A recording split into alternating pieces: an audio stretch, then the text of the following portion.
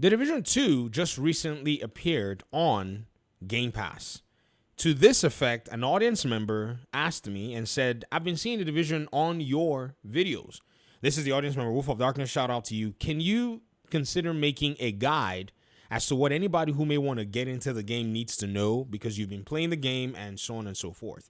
Now, I was actually contemplating how I would fit in Division content with my videos because I actually, run or used to run for the most part a dedicated YouTube channel surrounding the Division 1 and the Division 2.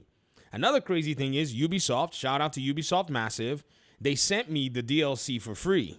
So with these two things together, I was like, you know what? I'm going to just go ahead and get off my lazy butt and get this done. I'm enjoying my summer break, and you know how it is.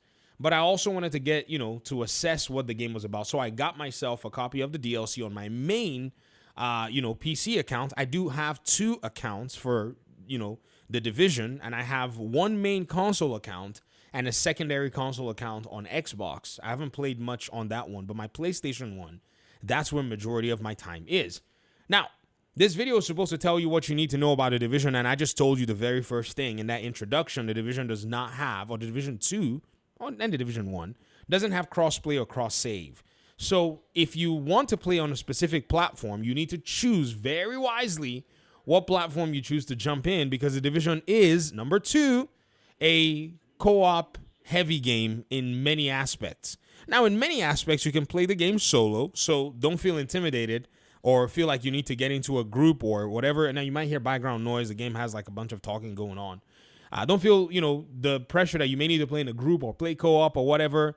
But there are systems in place for people to help each other. Very good systems. In fact, I would say that this game really does have that community side kind of, down to a very decent place. I would say down to a T, but no cross-play or cross-save. So the T is taken from them, and we'll give them another rating for that. The second thing is the game tells you everything you need to know. I said the second thing. The third thing, the game tells you everything you need to know once you kick off and once you start the game. There's a lot of content, and none of it has been sunset. Yes, I did it. And you can play almost everything. So with that in mind, when you fire up the game, depending on where you are, you're going to get your instructions that tells you exactly what to do. At this stage, this character is in the post-game area. Basically, they have gone through the main missions, the main storyline, the first 20-ish hours, and are now in endgame of endgame of endgame. That's where this character is. So that's pretty much what the Division looks like. So for somebody who's just diving in, what would you need to know? Well, the very first thing you need to know is what the heck is your character doing here?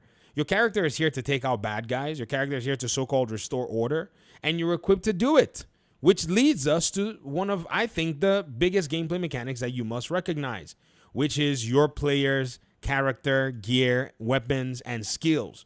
The Division 2 and the Division 1, if you want to play that one, are RPG looter shooters. So this is not just a shooter where you pick up a gun like Call of Duty or like your favorite shooter. This is a game where you can shoot behind walls if you want to. And I do it all the time. That's why it's one of my favorite games. In fact, if you want me to show you how I can shoot behind walls, I can do a little demo here so that you can see exactly what it is I'm talking about. I just cited some bad guys in the corner back there. My world difficulty right now is in heroic difficulty. So if you look on the top left corner of my screen, I can't use a mouse because the mouse will control the camera. I'm using my controller as well too. You will see a thing that says heroic with 3 little jagged edges and a star, which means that I'm playing at the most difficult difficulty level that the game can afford me in the open world. Now, you look over there are a bunch of bad guys. If I point my weapon to them, there are some that are probably standing behind the wall over there as well. But with this game, Tom Clancy's The Division 2, oh, they've already seen me. Well, that was fast. Well, they saw my guys. My guys are basically patrolling. I'll show you how I can shoot behind walls. Let me get some guys in here. Okay, so this is a control point. I guess since we're in it, we might as well just go for it. A control point is an area that is occupied by enemy NPCs. So if you notice, a bunch of bad guys are running in the back. You see that guy there? I'm highlighting him, and I'm going to shoot him behind the wall. You see he's on fire. You see that? You see that fire emblem that is right there? That guy is burning over there, and I'm dealing damage to him, and I'm not firing my weapon. I shot him from behind the wall. This is something that can be done in an RPG, and I shot that guy behind cover. He's dead. These other guys all both caught fire, and everybody is burning. But I didn't shoot them directly. How are they burning? VG, what are you doing? Are you performing magic? Well, if you don't play The Division, you might think I am. I'm going to light this guy up and put something on him. I'm going to leave him alone. Then when he dies, other people around him are going to take on some more damage. You see that guy get a thing pop up on his head, and he's basically eating damage, and I'm not shooting?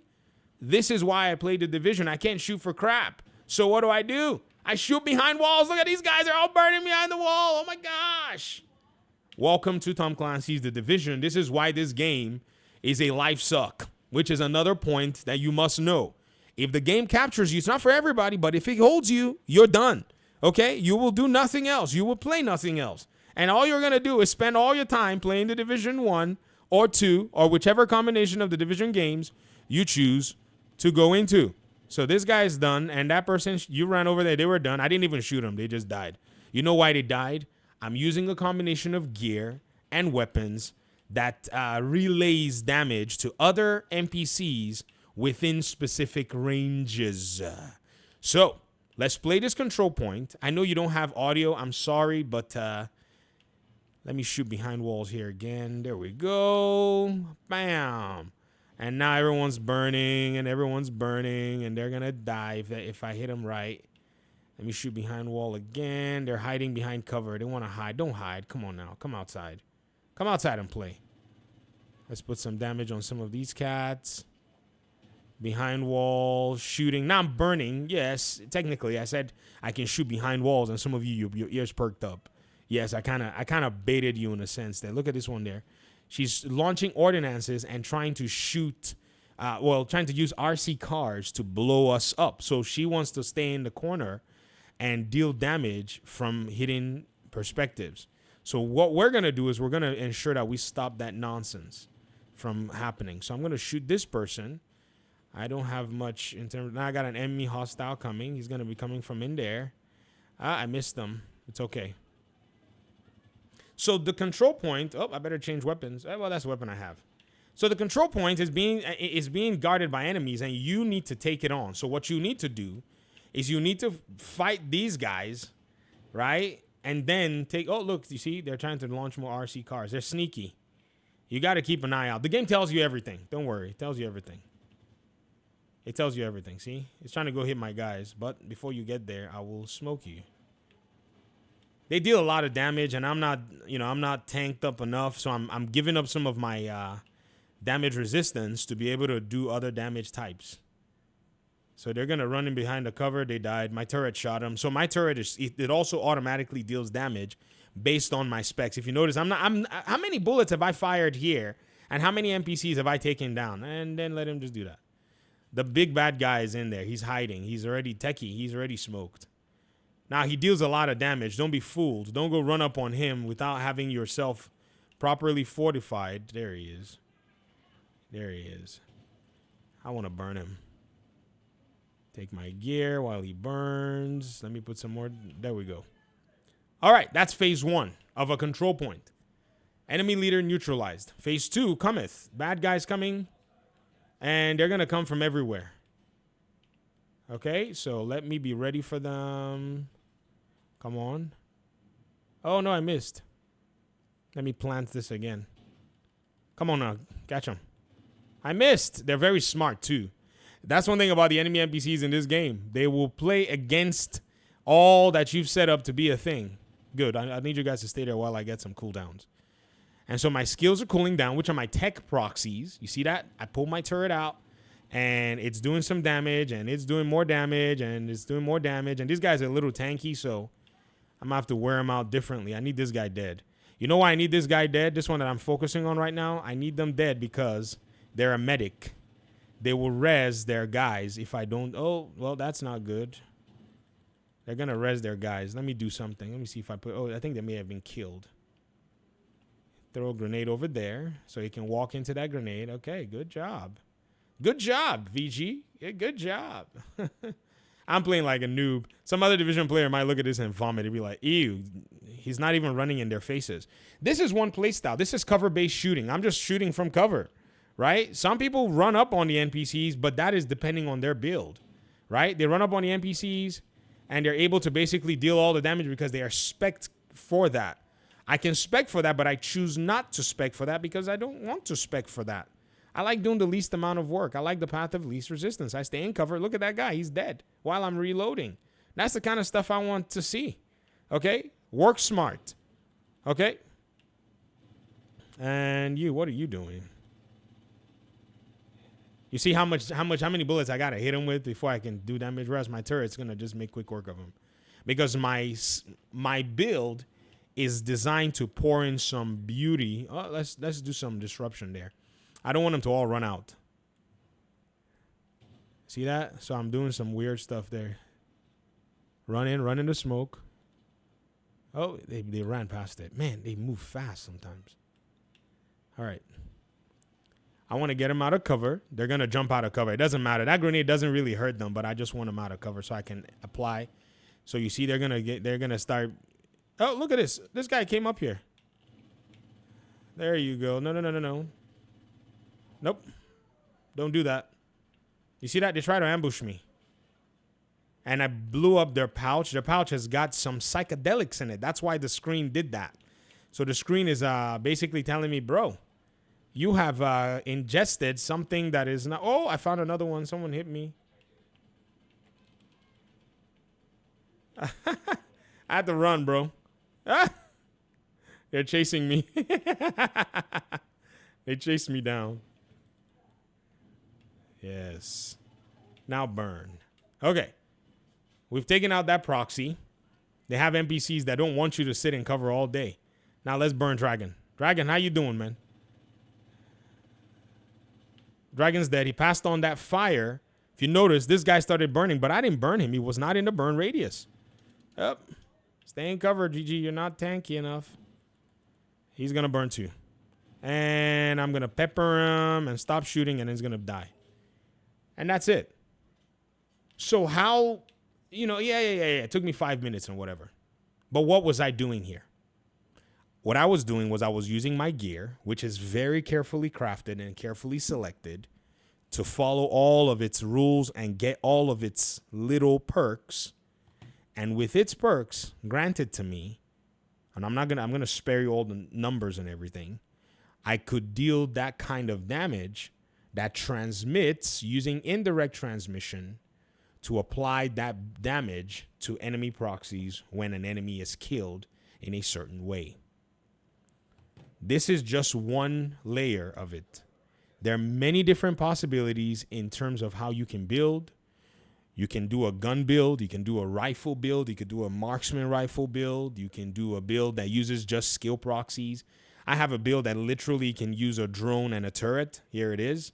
I put it on and I go out there to go cause trouble, and I will fire up a drone. This drone automatically, it says cooling down. When it's done cooling down, we'll get in there. Right? The drone, I have the drone. The drone automatically would just select targets and it will shoot. But then I also have weapons that complement the drone as well based on the talents that the weapon has. There are so many layers to this game that makes it so much fun that in the min-maxing and all of that, you really get yourself a solid, RPG with shooting mechanics. Now, as to the game and the world progression, if you jump into the game at the moment, I don't know how the Xbox version is going to be. Let me get out of the road, because if I stand here long enough, heroic open world, there are enemies that are always just walking around. They will find you and they will smoke you. That's what they do in the difficulty settings. I'm going to go into this hall here. And see, their enemies already fighting. See, bullets flying.